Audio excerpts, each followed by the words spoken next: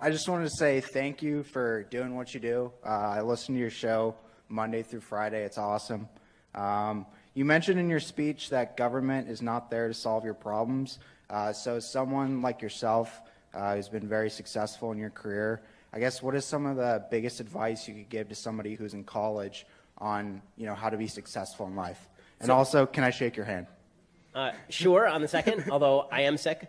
So I will warn you that there are consequences to doing so. But as far as the, I'm patient zero. But as far as, as I'm glad you're willing to die for me, dude. That means a lot to me. But as far as, advice that I would give to college students, life is a series of decisions. If you make a bunch of good decisions in a row, then things work out really well. And that means making responsible decisions that very often are based not on what you want to do, but what you think is the smartest thing to do. And what I mean by that is when it comes to career choice, for example, people from the time you've been a child have been telling you to follow your dreams. Okay? Your dreams don't pay you.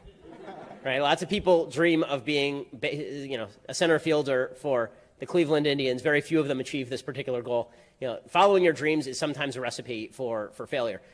Making responsible and virtuous decisions, however, is a recipe for success. And that's really all you can do in this life is make those decisions. When it comes to career, what I've always suggested to people is that you need to fulfill a couple of basic functions in career choice. One, pick something that you love, and there's more than one thing.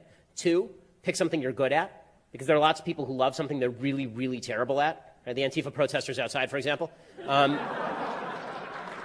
And number three, pick something that is valuable to somebody else and they are willing to pay you for. If you can find the career that checks all three of those boxes, then you will be successful. Also, recognize that the economy of today is not the economy of our parents' generation or our grandparents' generation.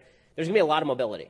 Right? I've changed jobs. Since I graduated law school, I've had 6 different jobs. I've changed jobs a lot. And the reason for that is I've never been fired, thank God, but there are all situations in which I moved from one career to another because I saw a better opportunity. And people are more and more mobile. People have to move to find opportunity. And also, then all of this falls under one basic concept, which is be goal-oriented. And I mean this in terms of career. I certainly mean this in terms of relationships as well. I think that people date stupidly. I think people date like idiots. I think they find somebody they think is attractive, like, oh, I'd like to date that person. Well, what are you dating them for? Right? I mean, it depends on your goal, I suppose. But if you have a virtuous goal and you're not a piece of then what you should be dating people for is a long-term relationship and or marriage, presumably the latter.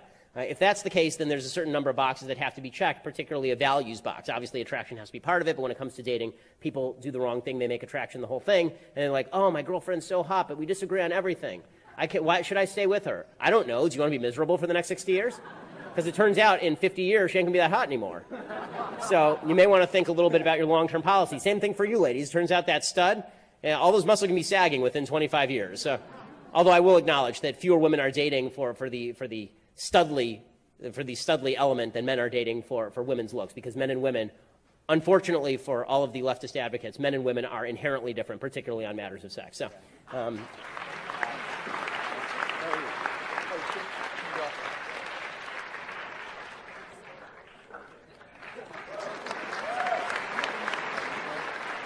Now, if you're in the audience, do not shake that man's hand. So, sorry, like Jim Acosta, you too can hold the mic. Hey, don't karate chop me, all right? I'll be quick.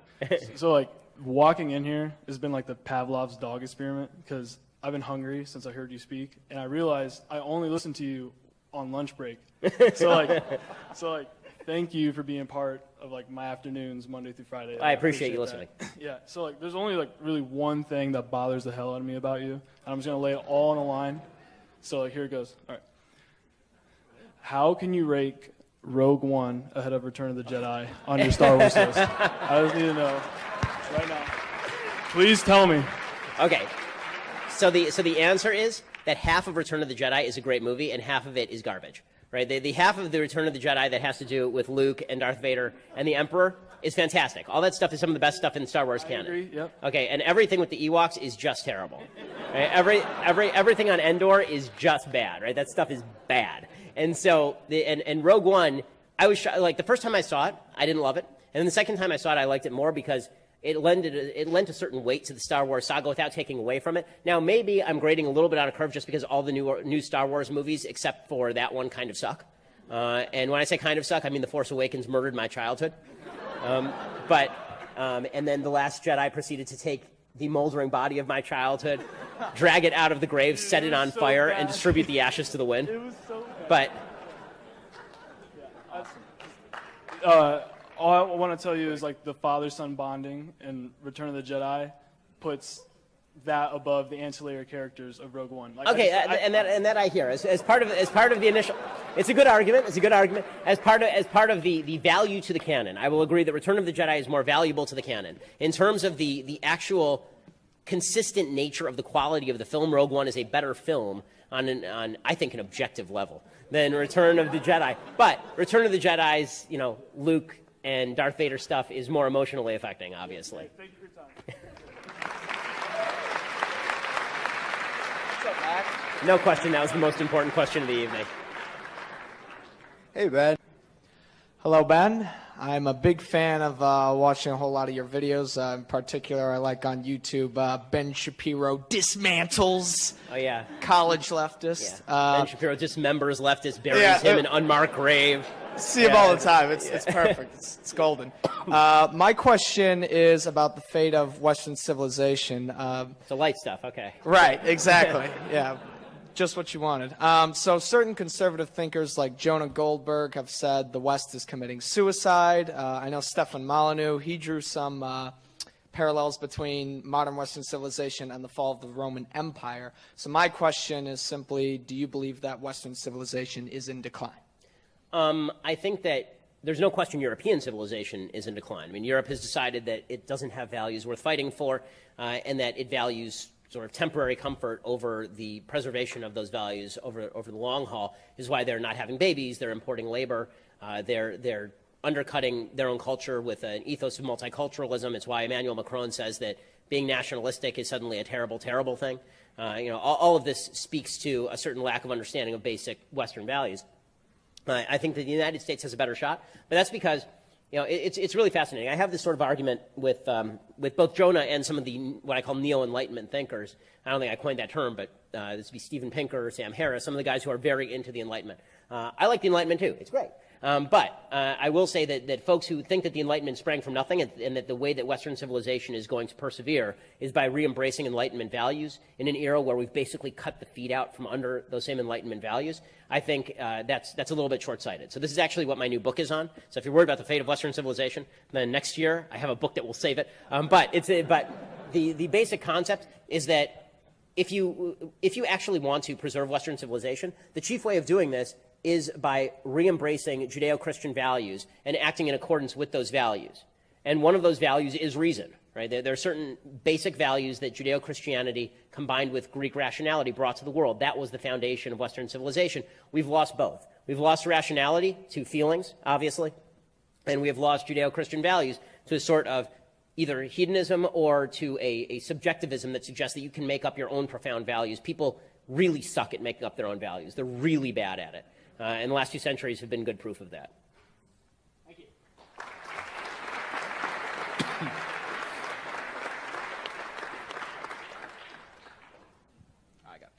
Thank you. Hi, Ben. Big fan of the show and the Tumblr, obviously. So I had a question, and if you don't mind, a quick follow-up about your views on Israel and as it pertains to the Jewish people.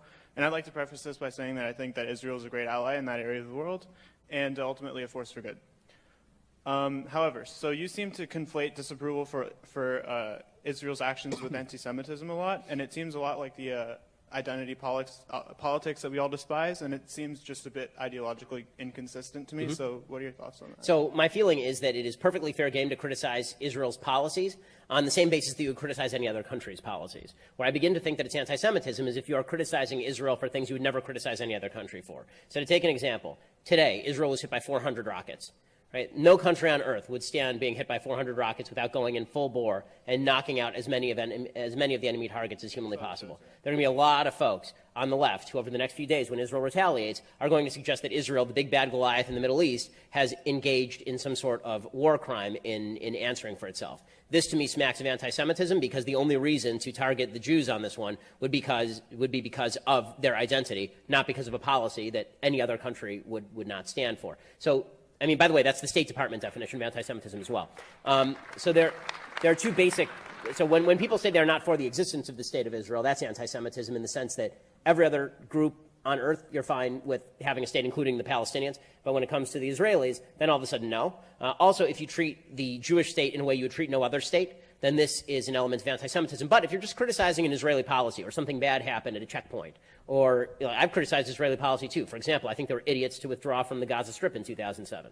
I think that was a huge mistake that handed over a swath of territory to a terrorist group, and they've been answering rockets ever since. It was in 2006. I think that you can criticize Israeli policy without being anti-Semitic. However, again, if you are singling out the Jews for criticism, specifically in a way that you would criticize nobody else, at that point you have to ask whether that is motivated by something deeper.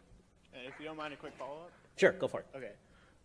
So, in my opinion, the Israeli attacks on the USS Liberty on June 8th, 1967. Okay, so I mean, yeah. the United States has forcibly rebutted the idea that this was a purposeful attack on the USS Liberty. So you can go against the U.S. government. I mean, the U.S. government obviously doesn't want this to be a thing. There's other information out there to suggest, again, if we want to get into sort of theories as to what happened to the USS Liberty, there's other information to suggest that in an effort to create a stalemate, the USS Liberty had been actually funneling Israeli movements to the Egyptians.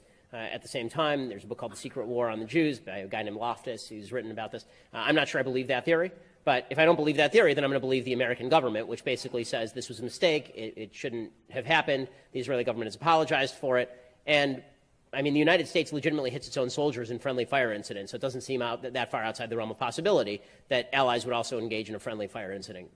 That's quite terrible, isn't it? It's awful.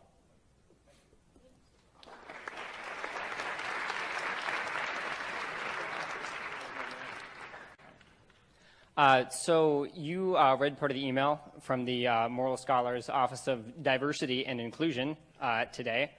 And it's a good example of the bias that the higher-ups in the university have here.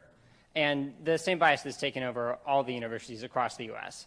YAF's here trying to change bias among the students.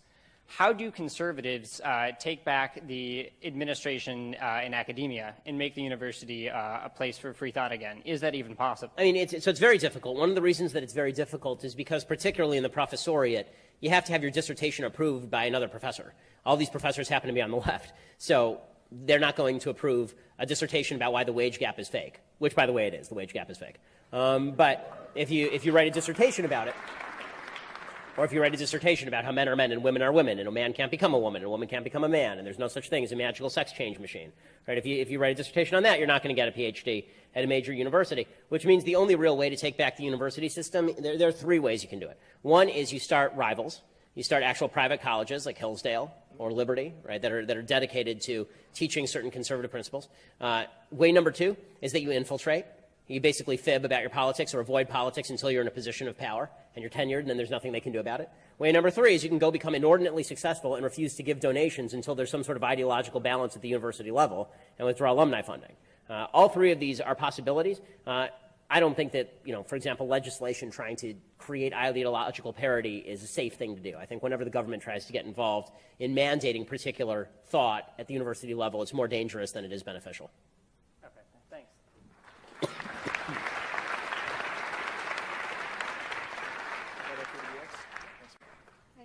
Hi, Ben.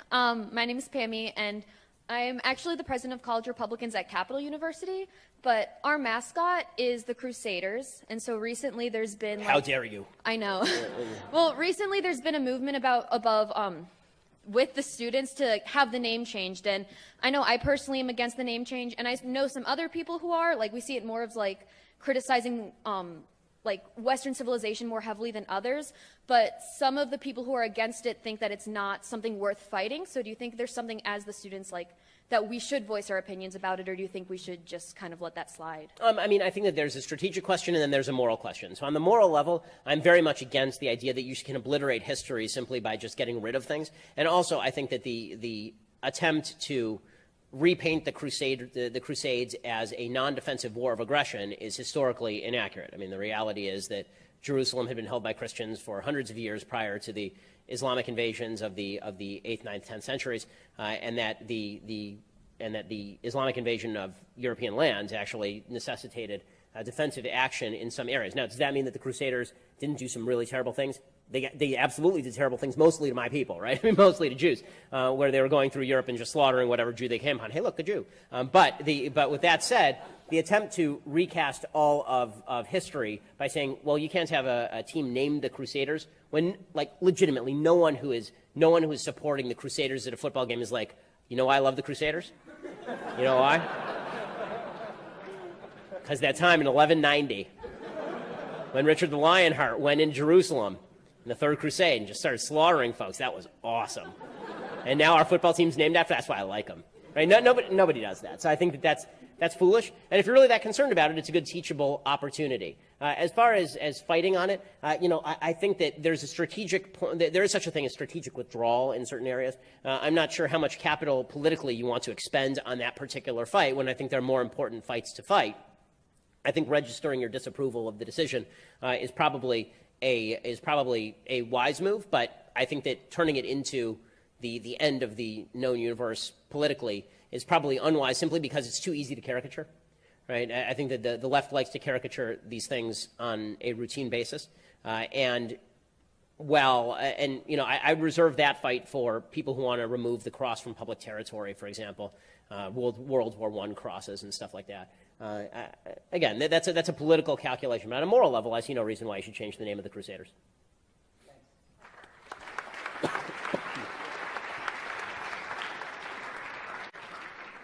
Oh, hi, Ben. May I first off by saying I'm so nervous because you are my idol, and I like every morning I get ready. When I'm getting ready for the day, I rock out to some Shapiro, whether it's Best Moments or Thug Life.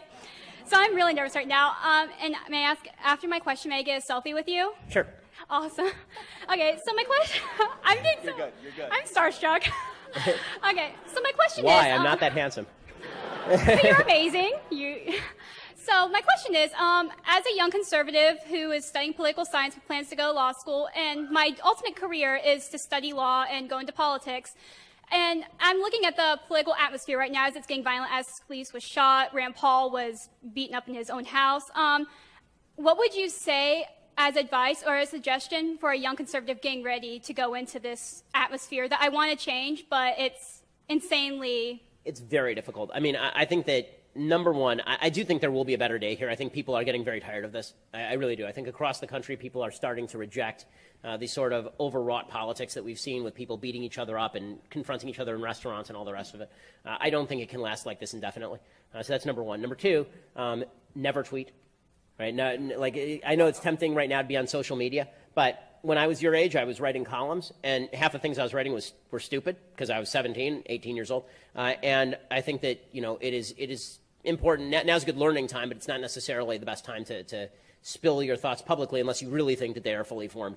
As far as, the political sphere, you really have to build up a thick skin. And even though I tend to be a pretty thick-skinned person, that goes all the way back to high school when I was viciously bullied, building up a thick skin in politics is a very difficult thing. And if you're a good person, your first tendency when someone criticizes you is to say, is there accuracy to the criticism? What can I do better in the future? The problem is in politics, most of the criticism is in bad faith. A lot of the criticism is in bad faith. And you have to understand that going in. So that means building up self-confidence. It means reading enough to be solid in your opinions.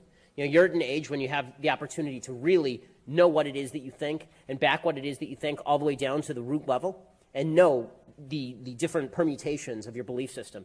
If you can do all of those things, then I think that you'll be a tremendous credit to the conservative movement and to the country. But we do need thick-skinned people who are willing to punch and who know enough to punch, because I think ignorant punching is sometimes counterproductive. I won't name any names about ignorant punching.